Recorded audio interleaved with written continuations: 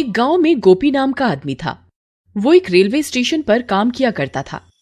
सब कुछ सही चल रहा था। फिर एक दिन उसे काम से लौटने में देर हो जाती। बारिश होने की वजह से उसे कोई रिक्शे वाला भी दिखाई नहीं मिलता। अरे ये क्या, आज तो कोई रिक्शा वाला भी नहीं है। अब क्या करूं? हाँ, एक काम करता हूँ, पटरी के किनारे किनारे चलता हूँ। फिर गोपी छाता लेकर पटरी पर चलने लगा। के अलावा कोई भी नहीं होता। वहाँ बहुत अंधेरा होता है। हे भगवान, यहाँ तो बहुत अंधेरा है। कहीं मैंने इस रास्ते से आकर कोई गलती तो नहीं कर दी? तभी पीछे से कोई उसका नाम पुकारता है, गोपी। अरे मर गए रे, यहाँ तो कोई भी नहीं है। फिर पीछे से मेरा नाम कौन पुकार रहा है? क्या करूं? फिर गोपी पीछे मुड़कर देखता है तो वहाँ कोई भी नहीं होता।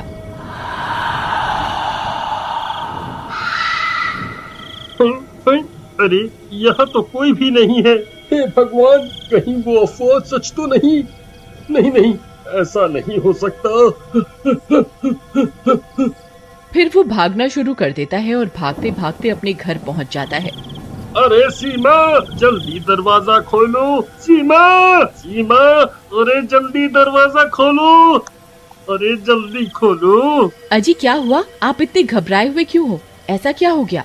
अरे जल्दी अंदर चलो, आज तो मैं बाल बच गया। बाहर बारिश होने की वजह से आज मुझे घर के लिए कोई रिक्शा नहीं मिला। इस वजह से मैं पटरियों के रास्ते से घर आने लगा।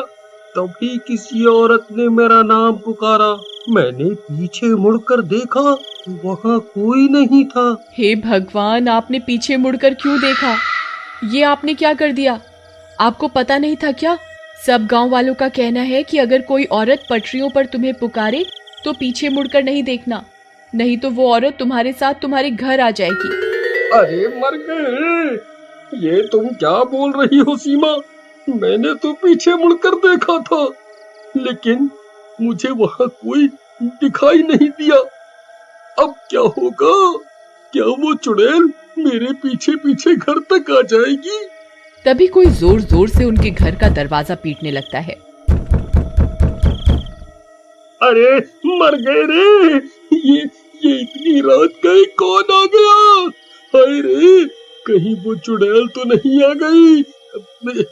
सीमा, तुम जाकर देखो ना, कौन है? फिर सीमा दरवाजा खोलने जाती है। फिर जैसे ही सीमा दरवाजा खोलती है तो उसे वहाँ कोई दिखाई नहीं देता। अरे यहाँ तो कोई भी नहीं है। फिर सीमा दरवाजा बंद कर देती है और कमरे की ओर जाने लगती है कि तभी फिर से कोई दरवाजा खटखटाता है। अरे अब फिर से कौन आ गया? अभी तो कोई भी नहीं था। सीमा फिर से दरवाजा खोलती है लेकिन बाहर कोई भी नहीं होता। लगता है कोई बच्चा शरारत कर रहा है। फिर सीमा दरवाजा बंद कर लेती है, लेकिन बाहर कोई गोपी का इंतजार कर रहा होता है। उसे इंतजार होता है गोपी का। अरे सीमा, लगता है कोई शरारत कर रहा है। तभी फिर से दरवाजे पर दस्तक होती है। सीमा, इस बार मैं जाता हूँ, तुम यहीं रुको। अभी इन बच्चों को सबक सिखाता हूँ। फिर गोपी दरवाजा खोलने जाता है और जैसे ही दरवाजा खोलता है उसकी आंखें फटी की फटी रह जाती हैं। तभी गोपी की चीखने की आवाज आती है। अजी क्या हुआ? आप ठीक तो है ना? फिर सीमा भागते हुए दरवाजे पर जाती है, लेकिन गोपी का कोई नामो निशान नहीं होता। हे भगवान, ये कहाँ चले गए? तभी एक गांव वाला सीमा के घर के पास भागता हुआ आता है। अरे सीमा बहन, अनर्थ हो गया।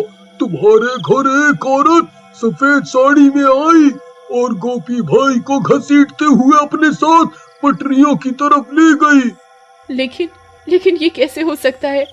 भला एक औरत इन्हें कैसे घसीट सकती है? अरे बहना, वह कोई आम औरत नहीं थी, उसके पैर उल्टे थे। वो वही चुड़ैल थी जिसे लोगों ने अक्सर पटरियों पर चलते हुए देखा है। हे भगवान, वीरू भैया, हमें इन्हें बचाना होगा। आप चलिए मेरे साथ। फिर वे लोग अपने साथ कुछ गांव वालों को लेकर उन रेल की पटरियों की तरफ जाते होता है। अरे गोपी भाई, आप कहाँ हैं? गोपी भैया, क्या आप मुझे सुन सकते हैं?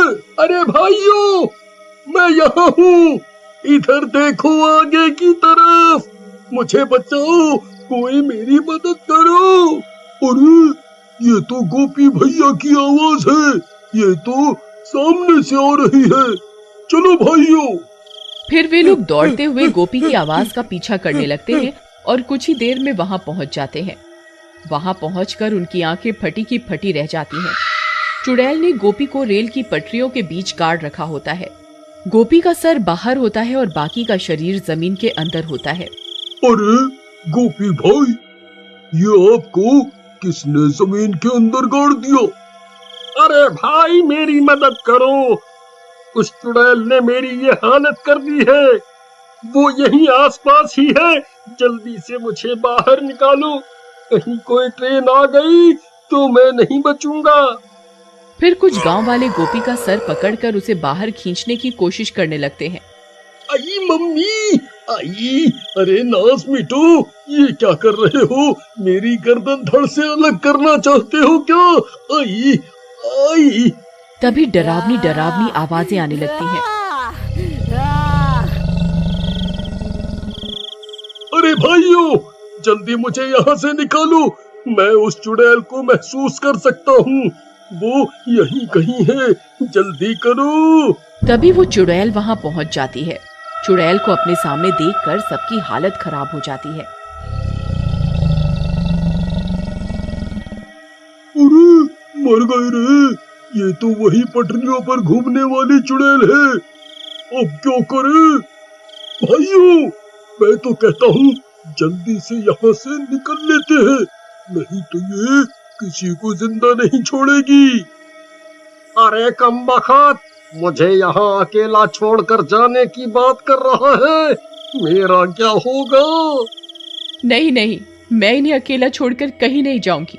तभी उन्हें ट्रेन की सायरन की आवाज आती है। आई मम्मी, ये तो ट्रेन की आवाज है भाई, अरे मर गया रे, अब मैं नहीं बचूंगा। अरे अरे गाँव वालों, जल्दी मुझे यहाँ से निकालो। फिर जैसे ही गांव वाले गोपी को फिर से निकालने की कोशिश करते हैं, चुड़ैल गुर्राने लगती है। अरे भागो रे, ये चुड़ैल अब हमें नहीं छोड़ेगी, भागो। फिर वे सब गांव वाले पटरी से दूर भाग जाते हैं। ट्रेन की आवाज भी अब तेज हो जाती है। सीमा दूर से आती हुई ट्रेन को देख लेती है। अब तुझे कोई नहीं बचा सकता, मैं तुझे मारकर तेरी आत्मा पर कब्जा करके और ताकतवर बन जाऊंगी। अब कोई फायदा नहीं है सीमा, ट्रेन बहुत नजदीक आ गई है, अब मैं नहीं बचूंगा, तुम यहाँ से चली जाओ, चली जाओ। नहीं नहीं जी, मैं आपको छोड़कर कहीं नहीं जाऊंगी, अगर मरना ही है तो साथ में मरेंगे। फिर इतना बोलकर सीमा गोपी के आगे लेट जाती है। नहीं सीमा, ये तुम क्या कर रही हो? देखो देखो ट्रेन आ रही है, तुम यहाँ से हट जाओ। ए बेवकूफ औरत, ये तो क्या कर रही है? क्यों अपनी जान देना चाहती है? तू मेरा शिकार नहीं है, सिर्फ तेरे पति ने मेरी आवाज सुनी थी और मुझे पलट कर देखा था, सिर्फ ये मेरा शिकार है। तू इसकी वजह से अपनी जान क्यों दे रही है? चुड़ैल जी, ये मेरे पति हैं, मैं इनके बिना नहीं जीना चाहती। तभी वो ट्रेन और भी नजदीक आ जाती है, लेकिन सीमा का प्यार देखकर चुड़ैल का मन बदल जाता है। उसे भी अपना गृहस्थ जीवन की याद आ जाती है। अरे भाइयों, वो देखो ट्रेन आ गई, अब ये लोगों को कोई नहीं बचा सकता। तभी वो चुड़ैल अपना हाथ उठाती है और अपनी शक्तियों से ट्रेन को रोक देती है। अरे वाह वाह वाह वाह, सीमा ट्रेन रुक गई, हम तो बच गए। तुम दोनों जा सकते हो, मैं तुम्हारी जान नहीं ले सकती। मेरा एक काम करना, यहाँ झाड़ियों में मेरी लाश पड़ी हुई है, उसका अंतिम संस्कार कर दो, इससे मुझे मुक्ति मिल जाएगी। फिर गांव वाले उस चुड़ैल की लाश ढूंढते हैं और उसका अंतिम संस्कार कर देते हैं। और उस दिन के बाद से उन रेल की पटरियों पर किसी औरत की आवाज सुनाई नहीं देती।